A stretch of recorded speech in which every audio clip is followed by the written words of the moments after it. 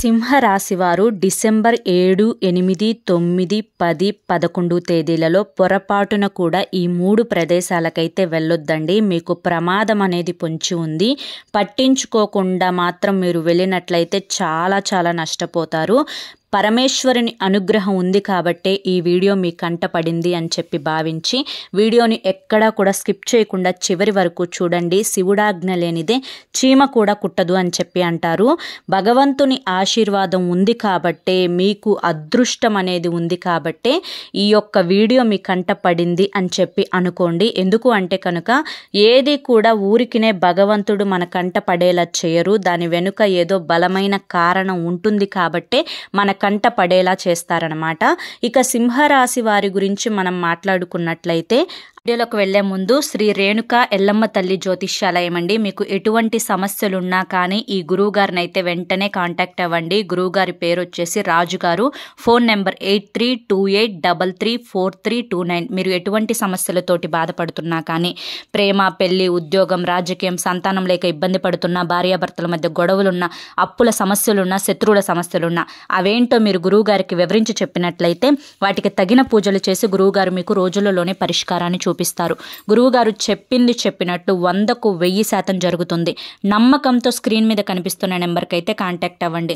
మాకున్నటువంటి ఎన్నో రకాలైన సమస్యలు కూడా గురువుగారు చేసిన పూజల వల్ల అవన్నీ తీరిపోయి ఈ రోజున మేము ఆనందంగా జీవితంలో ముందడుగు వేస్తున్నాము. అలాగే మీకు కూడా జీవితాల్లో ఆనందాలు రావాలి, కష్టాలు పోవాలి, సంతోషాలు నిండాలి అంటే కనుక ఈ నెంబర్కి అయితే వెంటనే కాంటాక్ట్ అవ్వండి. ముఖము, హస్తరేఖలు చూసి జ్యోతిష్యం అయితే చెప్తారండి. ఎటువంటి సమస్యలైనా కానీ ఫోన్, ఆన్లైన్ ద్వారా చెప్పబడును. వెంటనే ఈ నెంబర్కి కాంటాక్ట్ అవ్వండి. అడవికి రాజులాగా సింహం ఏ విధంగా అయితే ఉంటుందో ఈ యొక్క సింహరాశి వారు కూడా వాళ్ళ కుటుంబానికి ఒక రాజులాగా ఉంటారు. ఇటు ఆడవారిని చూసుకున్నా కానీ, మగవారిని చూసుకున్నా కానీ, మాట తీరులో కానీ, పనితీరులో కానీ ఒక దర్జాతనం, ఒక హుందాతనం, ఎవరికైనా కానీ, ఎంతమందికైనా కానీ సమాధానం చెప్పగలిగే అంత ధైర్యం అనేది సింహరాశి వారికి ఉంటుంది. నాయకత్వ లక్షణాలు అనేవి వీరికి చాలా ఎక్కువగా ఉంటాయి. మనసు కూడా చాలా మంచి మనసు. కష్టాలలో ఉన్న వారికి సహాయం చేయడానికి ఎప్పుడూ కూడా మొదటి అడుగు వేస్తూనే ఉంటారు. కాబట్టి వీరికి దైవానుగ్రహం కూడా చాలా పుష్కలంగా ఉంటుంది.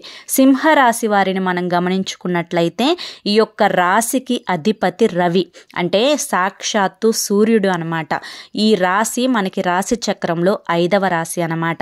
మకా నక్షత్రం 1, 2, 3, 4 పాదాలు, పుబ్బా నక్షత్రం 1, 2, 3 పాదాలు, ఉత్తరా నక్షత్రం 1వ పాదానికి చెందిన వారు సింహరాశి వారి కిందకి వస్తారనమాట. వీరి యొక్క లక్కీ నెంబర్ వచ్చేసి 1, 3, 9. మీరు ఏదన్నా ముఖ్యమైన పని చేపట్టాలి అన్నా, ఏదైనా ముఖ్యమైన పని స్టార్ట్ చేయాలి అన్నా కానీ మీకు ఈ యొక్క తారీఖులు అనేవి చాలా లక్కీగా పనిచేస్తాయి. అస్సలు ఏ నెంబర్ అయితే వేస్ట్ నెంబరు, ఈరోజు ఏ పని కూడా చేయకూడదు అనుకునే ఆ డేట్ ఏదైతే ఉందో అది 8వ తారీఖు అండి. 8 అనేది మీకు ఏ పరంగా కూడా కలిసి రాదు, గుర్తుంచుకోండి. మీకు కలిసొచ్చే రంగులు వచ్చేసి ఆరెంజ్, ఎల్లో, లైట్ రెడ్ అనేది మీకు బాగా కలిసి వస్తుందన్నమాట. బ్లాక్ అనేది మీకు అంతగా కలిసి రాదు. ఏదన్నా ముఖ్యమైన ఇంపార్టెంట్ పనులకు వెళ్ళేటప్పుడు బ్లాక్ని స్కిప్ చేస్తేనే బాగుంటుంది. ఇక ఇష్టమైన బాగా కలిసొచ్చే వారాలు ఏంటి అంటే కనుక ఆదివారం, సోమవారం, మంగళవారం, గురువారం. ఈ రోజులలో మీరు ఏ పని చేసినా కూడా ఇక ఆ పనికి ఎదురే ఉండదు, ఖచ్చితంగా సక్సెస్ అనేది లభిస్తుంది. శనివారం అనేది మీకు అంతగా కలుసుబాటు అనేది ఉండదండి. ఏదన్నా ముఖ్యమైన పనులు అనేవి శనివారం పూట చేయవలసి వస్తే వాటిని పెండింగ్ పెట్టుకోవడమే మంచిదన్నమాట. అంటే తెల్లవారే ఆదివారం కానీ, సోమవారం కానీ, మంగళవారం కానీ, గురువారం కానీ చేసుకోవచ్చు.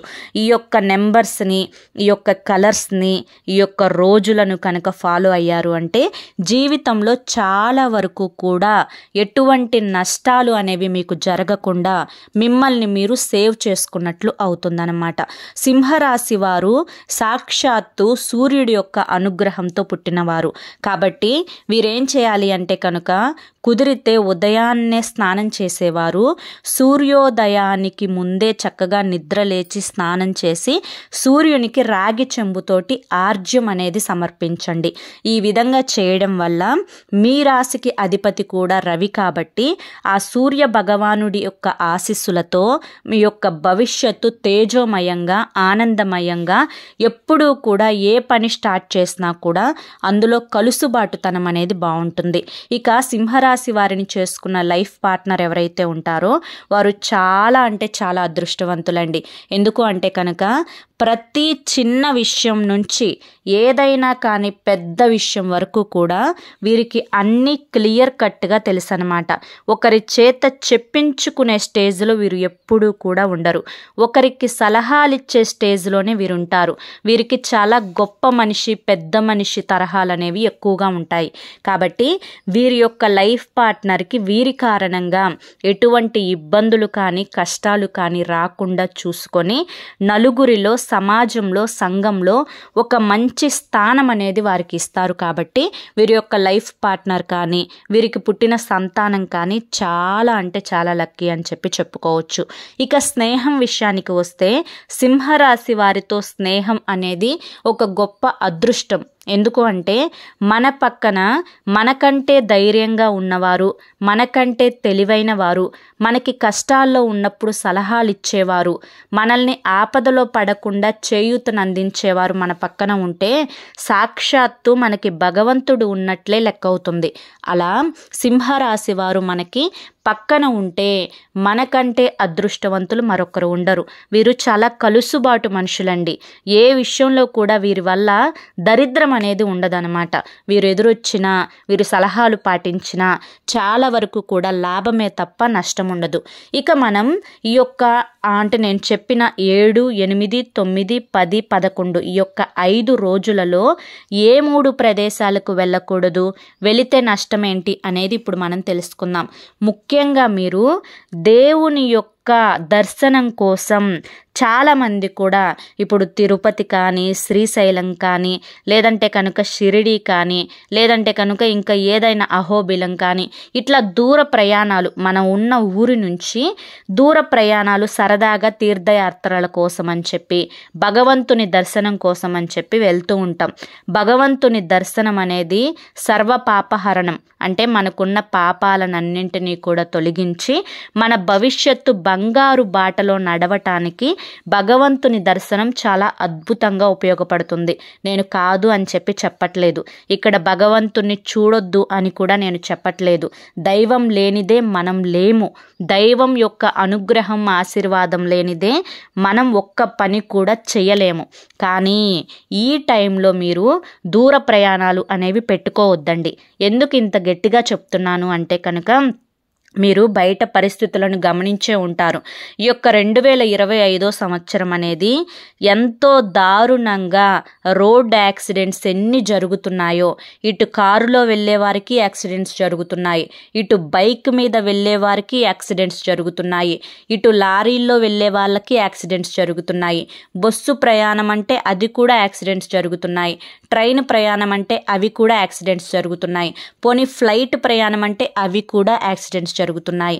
ఇక్కడ చనిపోయిన వారిని మనం గమనించుకున్నట్లయితే అందరూ కూడా అమాయకులు. ఈ యొక్క యాక్సిడెంట్స్లో చనిపోయిన వ్యక్తులకి ఎటువంటి పాపం పుణ్యం తెలియదు. ఒకరి కారణంగా వేరే ఒకరు చనిపోవడం అంటే ఇదే. అవతలి వారు మందు తాగి డ్రైవ్ చేయడం వల్ల లేదా ఈ యొక్క ప్రయాణం చేసే వెహికల్ వాహనం ఏదైతే ఉందో ఆ వాహనంలో ఫాల్ట్ అనేది రావడం వల్ల లేదా వేరే ఒకరి బండి కారణంగా ఇటు బస్సులు తగలబడిపోవడం, ఇటువంటివన్నీ కూడా ఈ బస్సులో ఉన్న వాళ్ళు ఏం పాపం చేశారు?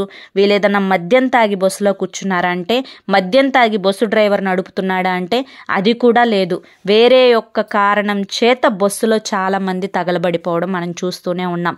ఇలా ఇప్పుడున్న రాశి చక్రాలకి అనుగుణంగా స్థితిగతులకు అనుకూలంగా ఇప్పుడు మనకి యాక్సిడెంట్స్ అనేవి ఎక్కువగా జరిగే అవకాశం అయితే కనిపిస్తూ ఉంది. కాబట్టే ఈ యొక్క డిసెంబర్ డిసెంబర్ నెలలో మీరు దూర ప్రయాణాలు అనేవి చేయకుండా ఉంటేనే ఉత్తమం అన్న విషయాన్ని గుర్తుంచుకోండి. ఎందుకు అంటే మనం ఎన్ని అనుకున్నా కూడా, మనం ఏ పూజలు చేసినా కూడా, ఏ వ్రతాలు చేసుకున్నా కూడా మనకి మన ప్రాణాలని నిలుపుకోవడం చాలా ముఖ్యం. ప్రాణం కోసమే ఏదైనా కూడా చేసుకుంటూ ఉంటాం.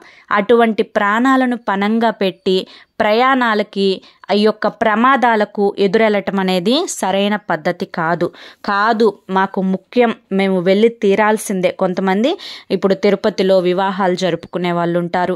అటువంటప్పుడు వెళ్ళి తీరాల్సిందే అని చెప్పి ఖచ్చితంగా రూల్ ఉంటుందన్నమాట. అటువంటి టైంలో ఏం చేస్తారు అంటే సింహరాశి వారు, మీకు ఎవరైతే గురువులు ఉంటారో, మీకు ఎవరైతే పూజారులు ఉంటారో వాళ్ళని వెళ్ళి సంప్రదించి ఈ సమయంలో మేము వెళ్ళొచ్చా లేదా, వెళ్తే ఏ సమయంలో బయలుదేరి వెళ్ళాలి, ఎలా వెళ్ళాలి, ఇవన్నీ కూడా తెలుసుకొని వారి యొక్క సలహాను పాటించి అప్పుడు మీరు ప్రయాణం అనేది చేయండి. దానివల్ల చాలా వరకు కూడా నష్టాలు అనేవి తప్పించుకోవచ్చు. అలా కాకుండా మీ సొంతంగా అయితే మాత్రం వెళ్ళొద్దు. అనవసరంగా ఇంట్లో ఉన్నాం కదా, మాకు 4-5 రోజులు హాలిడే వచ్చింది, సరదాగా వెళ్ళేసి వద్దాము అని చెప్పి కుటుంబం మొత్తం కూడా ఒకేసారి ప్రయాణం చేయొద్దండి. ఎందుకంటే కుటుంబం మొత్తానికి కూడా యాక్సిడెంట్ అయితే మన వెనుకాల మన యొక్క ఆస్తులు కానీ, లేదంటే మన పేరు నిలబెట్టడానికి కానీ మనకంటూ ఎవరు లేకుండా పోతారనమాట. మొన్న ఒక దారుణం జరిగింది. 9 ఉంటే కుటుంబంలో 9 వెళ్ళారు, స్పాట్లో 9 చనిపోయారు. మరి అసలు వీరి యొక్క ఆస్తులేంటి, వీరి యొక్క జీవితం ఏంటి, ఆ ఇల్లు ఏంటి, ఆ పొలాలేంటి, ఆ ఫ్లాట్లేంటి, ఈ యొక్క వంశం అనేది అసలు పూర్తిగా ఇదైపోయిందనమాట. కాబట్టి కుటుంబం మొత్తం కూడా ప్రయాణాలు చేయొద్దు. ఒకవేళ వెళ్ళాల్సి వస్తే ఒక్కళ్ళు వెళ్ళండి, మీ అందరి బదులుగా, కుటుంబం అంతా బదులుగా ఒకళ్ళు వెళ్ళండి. మనకి నేను తప్పు జరగాలి అని చెప్పి, కీడు జరగాలి అని చెప్పి చెప్పట్లా, మన పెద్దలే చెప్పారు కీడెంచి మేలెంచండి అని చెప్పి. కాబట్టి ఏదైనా కూడా కాస్త ఆలోచించుకొని నిర్ణయం తీసుకోవాలి. పరిస్థితులు అలా ఉన్నాయి, రోజులు అలా ఉన్నాయి, గ్రహాలు అలా ఉన్నాయి. కాబట్టి మనం జాగ్రత్త పడటంలో తప్పు లేదు. ఒక్కసారి ఆలోచించుకోండి. ఇక తర్వాత మీరు వెళ్ళకూడని 2వ ప్రదేశం ఏంటి అంటే కనుక, పిలువని చోటికి, విలువ ఇవ్వని వారి దగ్గరికి, మీ యొక్క కీడును కోరుకునే వారి దగ్గరికి. అవునండి, చాలా మందికి మన మనసుకు తెలుస్తుంది, మనతోనే ఉంటారు, మన వాళ్ళే, మన బంధువుల్లోనే ఉంటారు, మనకి అక్కడో ఇక్కడో రక్త సంబంధం కూడా కాస్త దూరంగా కలుస్తూనే ఉంటుంది. కానీ వీరేంటి అంటే కనుక మనం ఎదుగుతుంటే చూడలేకపోతారు, మనం డబ్బు సంపాదించుకుంటే చూడలేకపోతారు, మనం కాస్త అంత అందంగా రెడీ అయితే చూడలేకపోతారు, మనం కాస్త మన భర్తతో లేదా మన భార్యతో పార్ట్నర్గా కుటుంబం అంతా కలిసి 9 కలిసి వెళ్తుంటే చూడలేకపోతారు. ఏం లేదు, పైకి చెప్పరు, కానీ వారి యొక్క మాట తీరును బట్టి, వారి యొక్క చూపును బట్టి మనకు అర్థమైపోతుంది అనమాట. ఇంకొంతమంది ఎలా ఉంటారు అంటే, పిలిచి పేరంటానికి పొగ పెట్టలేక, అంటే పొమ్మనలేక పొగ పెడతారు అంటారు చూసారా. అలా వెళ్ళినప్పుడు మన పక్కన వాళ్ళకి ఎక్కువ గౌరవాన్ని ఇచ్చి మాట్లాడటం, మన పక్కన వాళ్ళని వాటేసుకోవడం, రాసుకోవడం, పూసుకోవడం ఇలా చేస్తూ ఉంటారు. మనల్నేమో ఏందో వచ్చాం కదా అని చెప్పి, ఏంటి వచ్చా, బాగున్నావా, తిన్నావా, ఈ 2 మాటలే అటెండెన్స్ లాగా అని చెప్పి పక్కకు వెళ్ళిపోతారనమాట. అంటే ఒక రకమైన అవమానం అనేది జరుగుతుంది మనకి. ఇప్పుడు అందరినీ ఒకేలా చూస్తే ఒక రకంగా ఉంటుంది, కానీ మనతోటి వాళ్ళని కొంచెం విలువగా చూసి మనల్ని కొంచెం తక్కువగా చూస్తే మనకి ఎక్కడో కాలుతుంది. మానవులమే కదా మనం కూడా, మనకి కూడా ఫీలింగ్స్ ఉంటాయి కదా. కాబట్టి ఇలా పిలిచి అవమానించే చోటికి, పిలిచి తగువు ఆడే వాళ్ళ దగ్గరకు, అంతేకాకుండా పొమ్మన లేక పొగ పెట్టే వాళ్ళ దగ్గరకు, మనల్ని ఎప్పుడు పతనం అయిపోతామా అని చెప్పి ఎదురు చూసే వాళ్ళ దగ్గరకు పొరపాటును కూడా వెళ్ళొద్దు.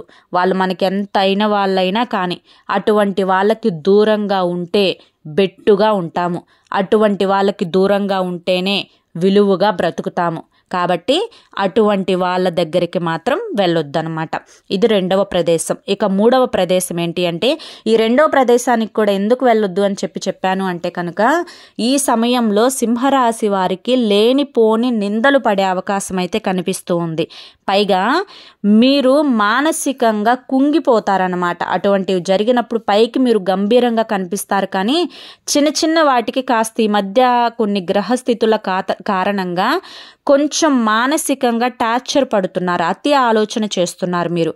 అంత అతి ఆలోచన అనవసరం అండి. ఎందుకు అంటే కనుక ఎవరి గురించో మనం అంతగా అతి ఆలోచన అనేది చేయకూడదనమాట. ఎందుకు అంటే కనుక ఎవరో మనకి హెల్త్ బాగోలేనప్పుడు కానీ, లేదంటే మనకి ఏదైనా ముఖ్యమైన అవసరం వచ్చినప్పుడు కానీ మన దగ్గరికి వచ్చి మనకి పరామర్శలు చెప్పి ఒక మాట పక్కకు వెళ్ళిపోయేవారే తప్ప, ఇదిగో నీకు హెల్త్ బాగాలేదు కదా, లేదంటే ఇదిగో నీకు ఈ అవసరం వచ్చింది కదా, ఇదిగో ఈ 10,000 ఉంచుకో, ఈ 1,00,000 రూపాయలు ఉంచుకో అని చెప్పి ఎవరు కూడా మనకి ఇవ్వరు.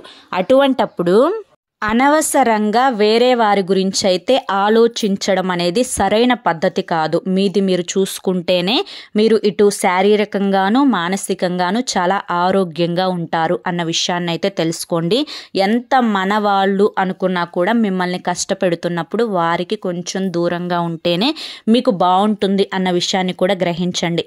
ఇక వెళ్ళకూడని 3వ ప్రదేశం ఏంటి అంటే కనుక అంటే 4-5 ఫ్రెండ్స్ తోటి కలిసి మీరు మీ యొక్క ఫ్యామిలీ వద్దు అని చెప్పి చెప్తున్నా కూడా సరదాగా కాస్త టూర్ వేసొద్దాము అని చెప్పి, అంటే వేరే ఇతర దేశాలన్నమాట. అంటే ఇప్పుడు మనకి పాస్పోర్ట్ తీసుకొని పాస్పోర్ట్ ద్వారా వేరే ఇతర దేశాలు వెళ్ళడం, దూర ప్రయాణాలు.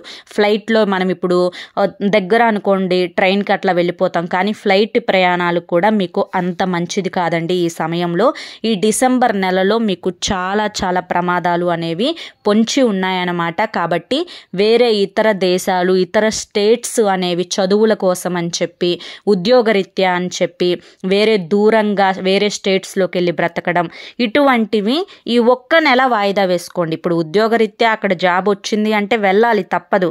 కానీ ఈ యొక్క డిసెంబర్ నెలలో కాకుండా తర్వాత వచ్చే కొత్త సంవత్సరంలో వెళ్ళే ప్రయత్నం చేయండి. అప్పుడు కూడా మీ యొక్క పంతులు గారిని, గురువు గారిని అడిగి ఏ రోజు మంచిది, ఏ సమయంలో బయలుదేరితే మంచిది అని చెప్పి దానికి తగ్గ సలహాలు తీసుకొని వెళ్ళే ప్రయత్నం చేయండి.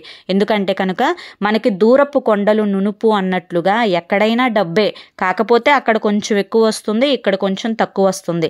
అక్కడ దానికి తగ్గట్లుగానే మనకి ఖర్చులు ఉంటాయి. ఇక్కడ మనకి కరివేపాకు కావాలి అంటే ఇంటి పక్కన ఉన్న చెట్టుకు 4 ఆకులు తుంచుకొని వస్తాం.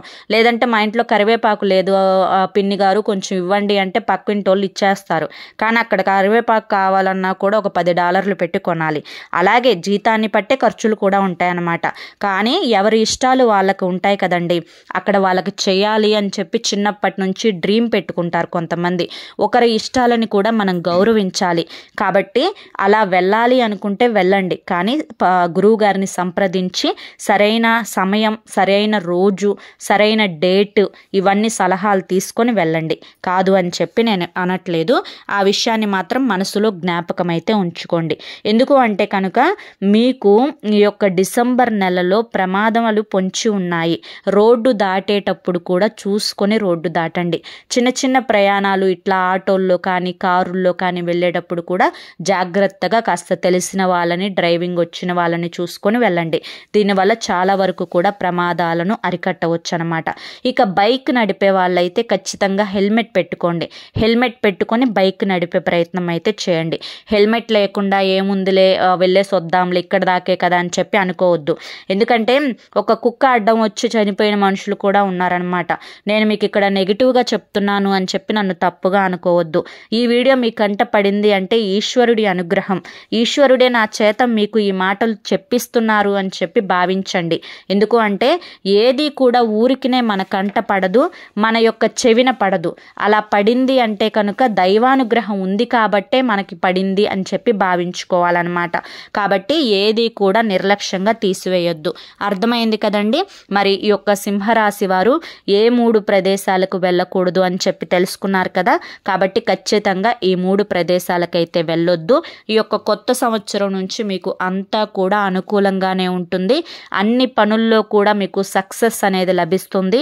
చాలా వరకు కూడా కుటుంబ సమస్యలు అనేవి తగ్గుతాయి. ఏది పట్టుకున్నా కూడా, అంటే ఏ వృత్తి మొదలుపెట్టినా, ఏ ఉద్యోగాల్లో చేరినా కూడా మీరు ఆశించినంత ధనం అయితే మీకు వస్తుందన్నమాట. ఇక ముఖ్యంగా మీరు గుర్తుంచుకోవాల్సిన విషయం ఏంటి అంటే కనుక నరదిష్టిని తొలగించుకునే ప్రయత్నం చేయండి. మీ మీద నరదిష్టి చాలా ఎక్కువగా ఉంది. అందులో కూడా మీ వారు అనుకున్న వారే మీరు బాగుపడుతుంటే చూసి ఏడుస్తున్నారనమాట. దానివల్లే కొన్ని సమస్యలు అనేవి వస్తూ ఉన్నాయి. కాబట్టి ఆ యొక్క నరదిష్టిని నరఘోషను తప్పించుకునే ప్రయత్నం చేయండి. ప్రతిరోజు రాత్రి పడుకునేటప్పుడు అగ్నితోటి దిష్టి తీసివేసుకోండి. అగ్నితో ఎలా తీసివేయాలి అంటే కనుక ఒక మట్టి ప్రమిదను తీసుకొని అందులో 2 కర్పూరపు బిళ్ళలను వేసి కర్పూరాన్ని వెలిగించి మీకంటే పెద్దవాళ్ళ చేత కింద నుంచి పైకి 3 సార్లు ఎడమ చేతి వైపు, కుడి చేతి వైపు 3 సార్లు వ్యతిరేక దిశలో తిప్పి తరువాత ఆ యొక్క నిప్పును కింద పడేసేయండి. దీని ద్వారా మీకున్నటువంటి ఆరా అంతా కూడా పాజిటివ్గా నిండుతుందన్నమాట. ఇక కుదిరితే ఏదైనా ఒక సోమవారం రోజు శివునికి అభిషేకం చేసే ప్రయత్నం చేయండి. శివుడు అభిషేక ప్రియుడు, బోళా శంకరుడు. మనం ఏదైతే కావాలి అని చెప్పి కోరుకుంటామో ఆ వరం ఖచ్చితంగా నెరవేరుస్తారనమాట. కాబట్టి ఒక సోమవారం రోజు శివాలయానికి వెళ్ళి శివునికి మీ ఇష్టం పాలతోటి చేస్తారో, నీటితోటి చేస్తారో, పంచామృతాలతోటి చేస్తారో మీకు ఇష్టమైనట్లుగా అభిషేకం చేయండి. దానివల్ల చాలా వరకు కూడా మీకు గ్రహ దోషాలు, ఇంకా జాతక దోషాలు ఇవన్నీ కూడా క్లియర్ అయిపోతాయి అన్నమాట. కాబట్టి తప్పకుండా ఈ చిన్న పనులు చేసుకొని హ్యాపీగా నేను చెప్పినట్లుగా లక్కీ నెంబర్స్ని పాటించుకుంటూ మీకు మీకు అనుకూలం ఇచ్చే రోజులలో మీ పనులు చేసుకుంటే కనుక మీకు అంతా కూడా శుభం జరుగుతుంది. ఎటువంటి సమస్యలు ఉండవు. జీవితం హ్యాపీగా గడిచిపోతుంది. అర్థమైంది కదండి. మరి సింహరాశి వారికి ఈ వీడియో నచ్చింది అనుకుంటున్నాను. నచ్చింది అనిపిస్తే ఈ వీడియోకి ఒక లైక్ ఇవ్వండి. లైక్ ఇచ్చిన వెంటనే హైప్ అని వస్తుంది. హైప్ ఇవ్వండి. మొదటిసారి మన ఛానల్లోకి వచ్చినట్లయితే మన ఛానల్ని సబ్స్క్రైబ్ చేసుకుని సపోర్ట్ చేయండి. కింద కామెంట్ సెక్షన్లో ఓం నమః శివాయ అని చెప్పి కామెంట్ చేయడం మాత్రం అస్సలు మర్చిపోవద్దు. మరి రేపు మరొక మంచి వీడియోతోటి మళ్ళీ కలుసుకుందాం. అంతవరకు కూడా పరమేశ్వరుని ఆశీస్సులు మీ మీద, మీ కుటుంబ సభ్యుల మీద ఎల్లకాలం ఉండాలి అని చెప్పి మనస్ఫూర్తిగా కోరుకుంటూ సర్వేజన సుఖినో భవంతు. ధన్యవాదములండి.